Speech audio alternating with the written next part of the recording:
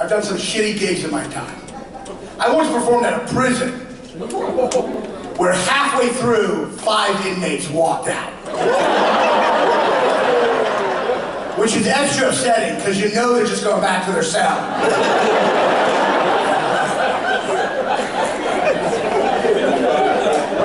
I would get stabbed so quickly in prison that I have a terrible snoring problem. It's bad. So I went to the doctor, and it turns out I have sleep apnea, which if you don't know what that is, that's a medical condition where you're so out of shape that sleep is just a little too much exercise for you.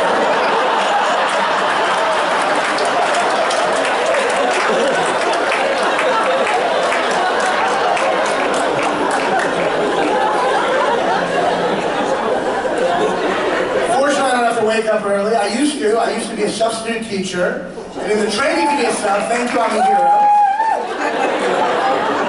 And in the training to be a sub, I'm about to get us up, they said, don't have sex with any of the kids. They said that. And the guy next to me wrote that down.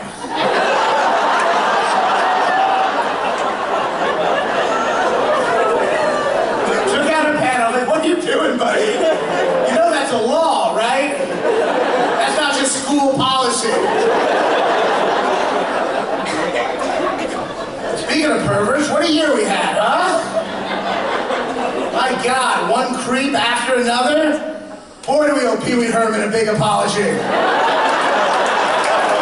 Yes. We owe that man an apology. Some of you might not remember, but 25 years ago, his entire career got destroyed because he got caught pleasuring himself in a porno theater. We should go back in time and give him a medal for doing it correctly. Medal.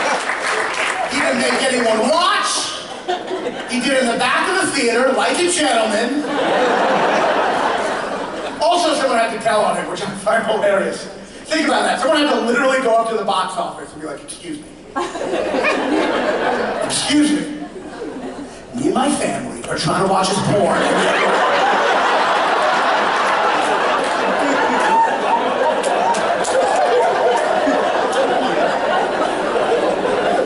People get offended by everything. My favorite thing from last year, people tried to boycott the Beauty and the Beast movie because apparently there's a scene that suggested Gaston's sidekick LeFou was gay. And I saw the movie. It's blown so out of proportion. All it is, at the end of the movie, there's a dance, and there's just a quick shot of LeFou banging a guy. That's it.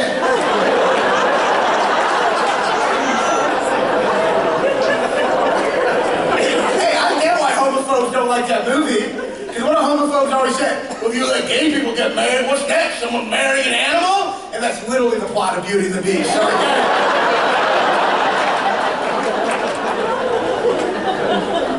People are morons. I was talking to an Uber driver the other day about transgenders in the military, and at one point he said to me, I would never want to be in a foxhole with a transgender person.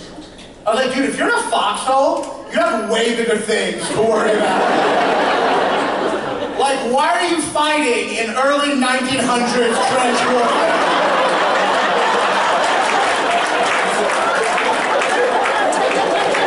There hasn't been a foxhole since 1942. Are you a time traveler? That's what you should be concerned about. That you're Scott Bakula from Quantum Leap, going from one archaic battle to the next. Hey man, call me old-fashioned, but I don't need no transgender fella hovering around while I'm pouring gunpowder into my musket. Call me traditional, but I don't need no non-binary pansexual helping me push a battering ram into the door of the castle we're storming. Some of you are laughing and some of you are just staring at me. I just want to say, I didn't spend 25 minutes on Wikipedia today for you all to just stare at me, all right? There's a lot of homework for that bit. I'm fascinated by the excuses for racism. One time my grandpa said something racist, and my mom tried to defend it. She was like, well, he's from a different time. He's from a different time. And I'm like, yeah, but the only problem with that is he's not. He's from right now.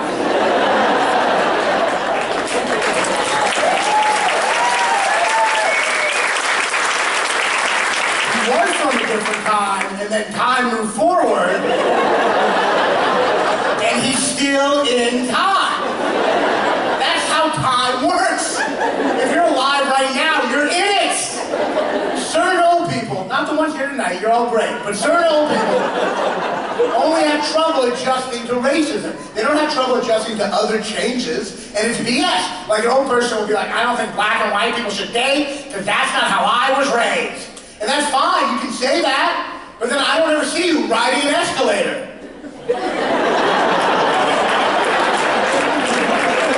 Because you weren't raised with that shit either. Every time you see an escalator, you should be like, who put this roller coaster in the mall? And just run away.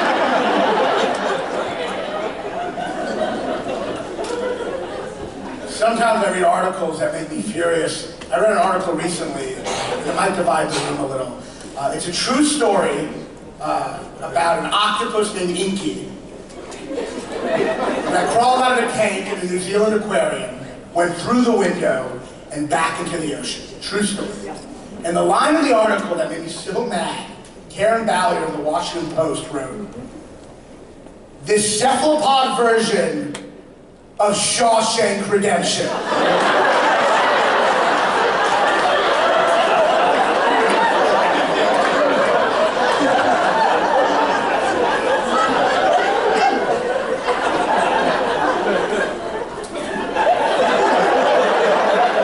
She compared it to Shawshank Redemption, even though it is the exact freaking ending of Finding Nemo. There's no connection to Shawshank, none! So I wrote her an email. Dear Karen, never in my life have I been more outraged by a missed opportunity to reference Finding Nemo. How can you make such a glaring error? The only excuse I can come up with is that you ironically suffer from the same form of dementia Dory suffers from.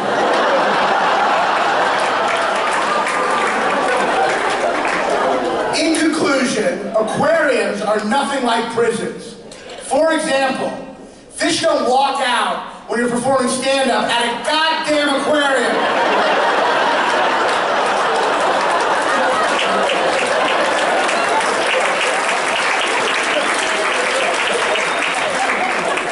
She didn't write back. 2 months later, she came out with another article that I couldn't help but perceive as a very secret and coy F you to me. And this was a line in that article. Convicted killer Matt Harris recently escaped from a prison in Tennessee by using power tools to dig a hole through his cell. A hole he covered up each morning behind a poster of Rita Hayworth. This human version of Finding Nemo